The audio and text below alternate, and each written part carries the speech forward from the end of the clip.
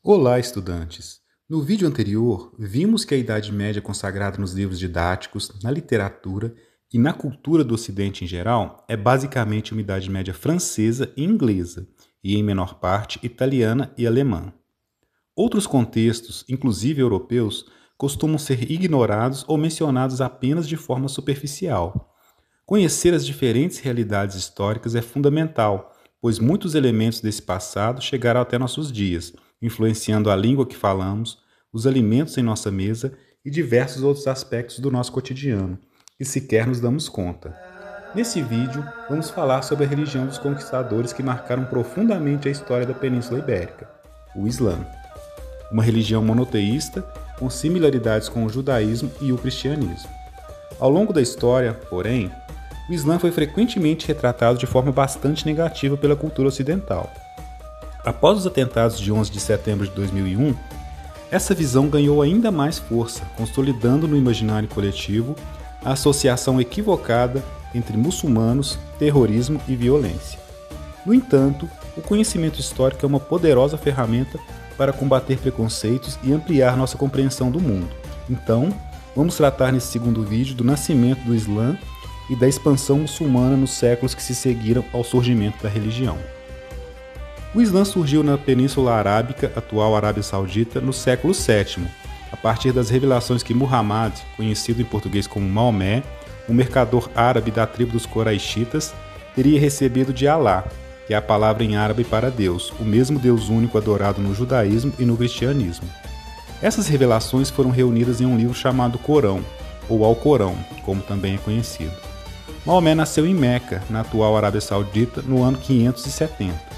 Antes do surgimento do Islã, as tribos árabes eram majoritariamente politeístas e não possuíam uma religião sistematizada baseada em livros sagrados, como ocorria com o judaísmo e o cristianismo.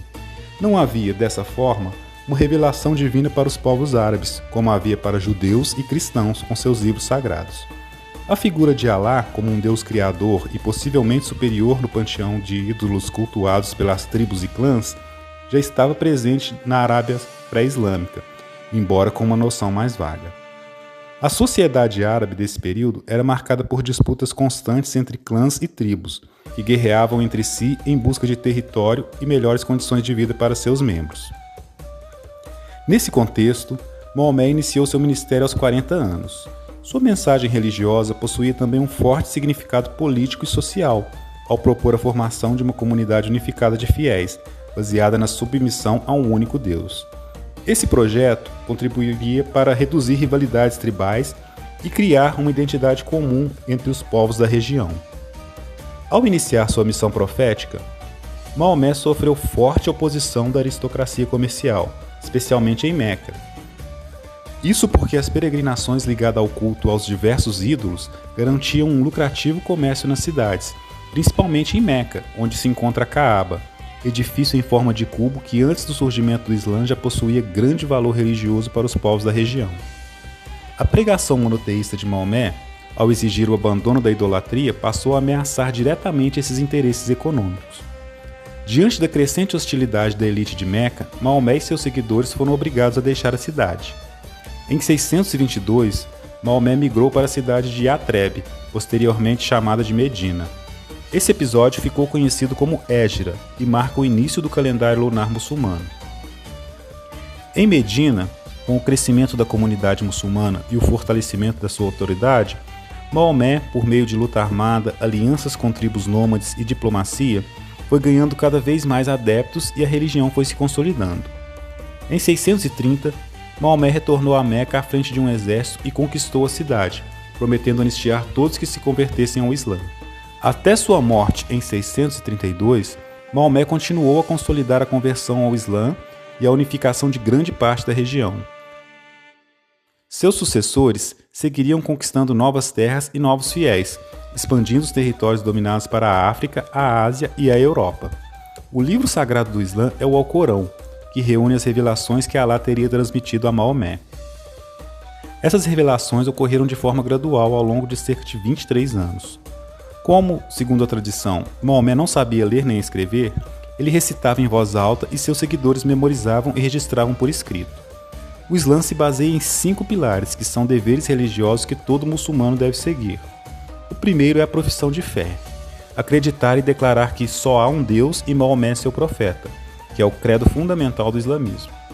O segundo pilar são as preces rituais.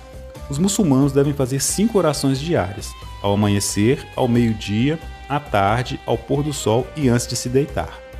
As orações podem ser feitas coletivamente na mesquita ou individualmente, geralmente sobre um tapete, sempre voltados para a Meca. O terceiro pilar é o das doações. Os muçulmanos que têm condições financeiras devem oferecer anualmente uma contribuição chamada zakat. O quarto é o jejum. Durante o mês do Ramadã, 9º mês do calendário islâmico, os muçulmanos saudáveis fazem jejum durante o dia. O quinto pilar é a peregrinação à Meca, que todo muçulmano deve realizar pelo menos uma vez na vida, se tiver condições. Durante a peregrinação, os fiéis circulam 7 vezes ao redor da Caaba, no pátio da mesquita de Al-Haram, um dos locais mais sagrados do Islã. De fato, a união tribal em torno da doutrina islâmica abriu caminho para uma rápida expansão do Islã nos séculos seguintes à morte de Maomé.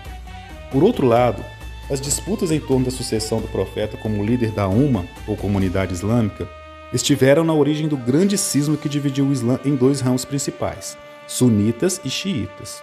Os sunitas acreditam que a sucessão do profeta deveria ser decidida pela comunidade, enquanto os xiitas defendem uma sucessão de caráter familiar, restrita aos descendentes de Maomé por meio de Ali, seu primo e genro.